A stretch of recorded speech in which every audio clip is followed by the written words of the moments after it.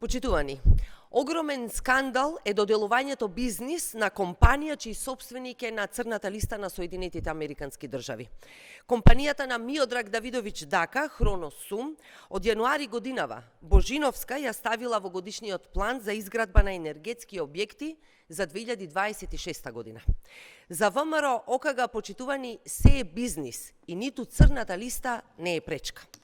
Сега кога јавно антикорупцијскиот тим на СДСМ ги фати живи како спремаат бизниси со човек кој се поврзува со перење пари, криминални структури и е на црната листа на САД, ВМРО ОКГ пробува да се испере.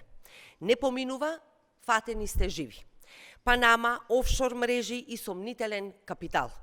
Скандалот е уште поголем ако се знае дека станува збор за истиот субјект кој со години стоел без реализација, а сега одеднаш со ВМРО ОКГ на власт повторно оживува. Потоа сите лаги на Александар Николовски и ВМРО ОКГ. Во опозиција го напаѓа Миодраг Дака Давидович, а денес, кога се на власт, Божиновска му отвори врата во бизнис мрежата на македонската енергетика. Ке им се извинат ли денеска на граѓаните за сите лаги?